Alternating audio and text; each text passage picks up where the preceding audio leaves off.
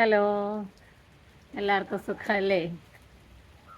മുത്തശ്ശി കഥകൾ പോലെ പണ്ട് പണ്ട് എന്ന് പറഞ്ഞു തുടങ്ങിയാലോ? ഇത് പക്ഷേ വളരെ പണ്ടത്തെ കഥയൊന്നും അല്ല കേട്ടോ. നമ്മുടെ നാട്ടിൽ ഈ അടുത്തിടെയൊക്കെ നടന്ന കഥ തന്നെയാണ്. ഒരു വളരെ ധനികനായ ഒരു ബിസിനസ്മാൻ ഉണ്ടായിരുന്നു. അദ്ദേഹം ജീവിതത്തിൽ തൻ്റെ പ്രയത്നം കൊണ്ട് വളരെയധികം മുന്നോട്ട് വന്ന ഒരാളായിരുന്നു. പക്ഷേ അയാൾക്കൊരു മകനുണ്ടായിരുന്നു. അവനോ കുഴിമടിയൻ എന്നൊക്കെ നമ്മൾ പറയില്ലേ, അതുപോലെ ഒരാൾ. 24 മണിക്കൂറും ഉറങ്ങാൻ കിട്ടിയാൽ അത് സന്തോഷം എന്ന് കരുതി ജീവിക്കുന്ന ഒരു മകൻ. അവൻ ഒരു ജോലിയും ചെയ്യുകയുമില്ല, ഒരു ജോലി ചെയ്യുന്നതിനെ പറ്റി ചിന്തിക്കുക പോലുമില്ല. അപ്പോൾ ബിസിനസ്സുകാരൻ വിചാരിച്ചു, ഇവനെ ഇങ്ങനെ വിട്ടാൽ പറ്റില്ലല്ലോ. നമ്മളുടെ കാലശേഷം നമ്മുടെ ബിസിനസ്സൊക്കെ ഏൽപ്പിക്കേണ്ടത് ഇവനെയാണല്ലോ. അതുകൊണ്ട് എങ്ങനെയെങ്കിലും അവനെ ഒന്ന് ഉയർത്തിക്കൊണ്ടുവരണം എന്ന് കരുതി ഒരു ദിവസം അച്ഛൻ മകനോട് പറഞ്ഞു, മകനെ വാ, നമുക്ക് പുറത്തൊക്കെ ഒന്ന് പോയി കറങ്ങിയിട്ട് വരാം. എങ്ങോട്ടാണ് അച്ഛാ എന്ന് ചോദിച്ചു. അവൻ അതിന് തന്നെ മടിയായിരുന്നു. നമുക്കൊന്ന് പോയി വരാംന്നേ, വാ നീ എൻ്റെ കൂടെ എന്ന് പറഞ്ഞു. അങ്ങനെ അച്ഛനും മകനും കൂടി കാറിൽ യാത്രയായി. അങ്ങനെ പോയി അവരൊരു പാർക്കിലാണ് എത്തിച്ചേർന്നത്. അവിടെ ആകുമ്പോൾ പലതരത്തിലുള്ള ആൾക്കാർ വരുമല്ലോ. അങ്ങനെ പാർക്കിലൊക്കെ കുറച്ച് കറങ്ങി നടന്നതിന് ശേഷം മോനെയും കൊണ്ട് അച്ഛൻ യാചകർ ഇരിക്കുന്ന അങ്ങോട്ട് കൊണ്ടുപോയി. ആ പാർക്കിൻ്റെ ഒരു സൈഡിൽ തന്നെ കുറേ യാചകർ നിരന്നിരിപ്പുണ്ടായിരുന്നു. അവരുടെ അടുത്തേക്ക് കൊണ്ടുപോയി. അപ്പോൾ മോൻ ചോദിച്ചു, ഇവിടെ എന്തിനാണ് നമ്മൾ വന്നിരിക്കുന്നത്? വെറുതെ വന്നേ ഉള്ളൂ എന്ന് പറഞ്ഞിട്ട് അച്ഛൻ അതിൽ 3 യാചകർക്കായി കുറേ അധികം പൈസ കൊടുത്തു. മകനാണെങ്കിൽ ഇത് കണ്ടപ്പോൾ വളരെയധികം ദേഷ്യം വന്നു. ഒരു 10 രൂപ ചോദിച്ചാൽ കണക്ക് പറയുന്ന അച്ഛനാണ് യാചകർക്ക് വെറുതെ വാരിക്കോരി കൊടുക്കുന്നു എന്ന് പറഞ്ഞു.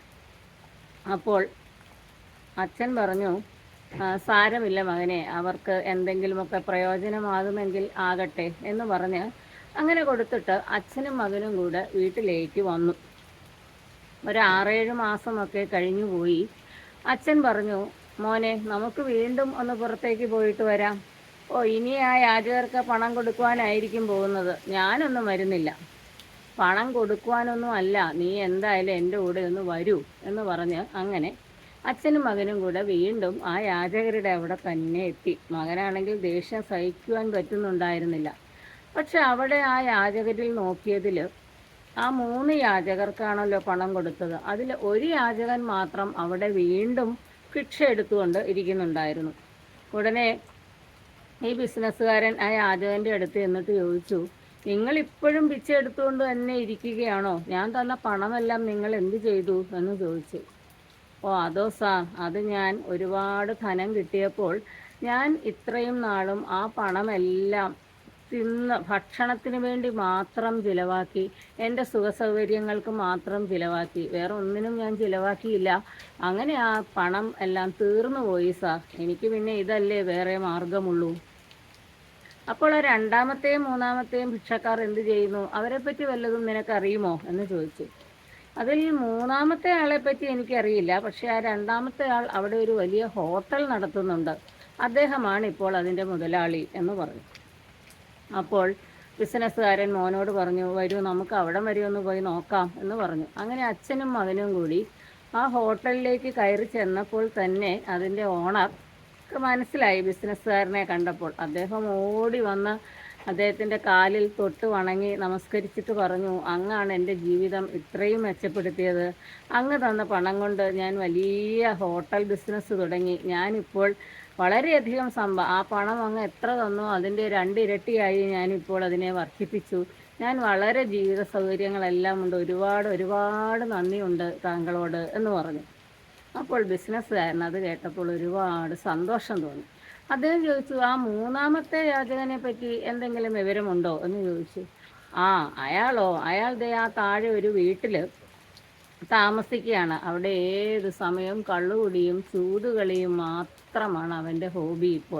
അവനിപ്പോൾ യാചിക്കുവാൻ പോലും പോകുന്നില്ല. പണം തീർന്നു കഴിഞ്ഞാൽ എന്തെങ്കിലും ഒരു ആവശ്യത്തിന് 1-2 ദിവസം പോയി യാചിക്കും.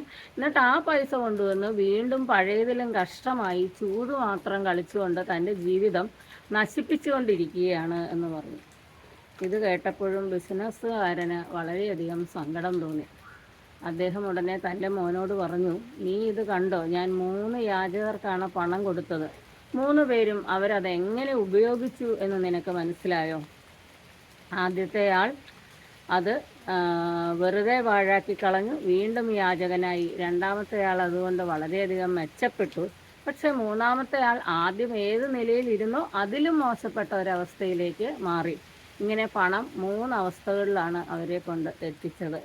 മോനെ, ഇതുപോലെയാണ് പണവും സമയവും എന്ന് പറയുന്നത്. സമയം എന്ന് പറയുന്നത് നമുക്കെല്ലാവർക്കും ദൈവം തന്നിരിക്കുന്നത് ഒരുപോലെയാണ്, അല്ലേ? 365 ദിവസം എല്ലാവർക്കും. നമ്മളൊരു പുതിയ വർഷം തുടങ്ങുമ്പോൾ നമുക്കെല്ലാവർക്കും ദൈവം 365 ദിവസമാണ് തരുന്നത്. പക്ഷെ അതെങ്ങനെ വിനിയോഗിക്കണം, നമുക്കൊരിക്കലും തിരിച്ച് നേടാൻ പറ്റാത്ത ഒന്നാണ് സമയം. പണം എന്നുള്ളത് നമുക്ക് എപ്പോൾ വേണമെങ്കിലും പരിശ്രമിച്ചാൽ വീണ്ടും നേടുവാൻ കഴിയും.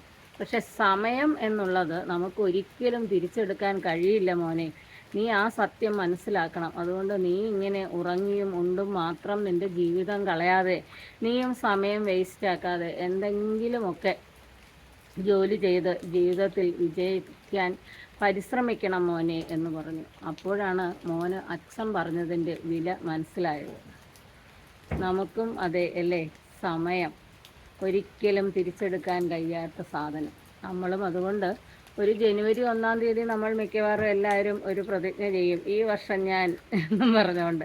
പക്ഷേ അത് പിന്നെ ഓരോ ദിവസം കഴിയുമ്പോഴും നാളെ ആകട്ടെ അല്ലെങ്കിൽ മറ്റന്നാളാകട്ടെ എന്ന് പറഞ്ഞ് മാറ്റി വയ്ക്കുന്നവരാണ് ഭൂരിഭാഗം പേരും. അതുകൊണ്ട് സമയം എന്നത് നമുക്ക് ഒരിക്കലും തിരിച്ചെടുക്കാൻ സാധിക്കില്ല. അതുകൊണ്ട് ഓരോ ദിവസവും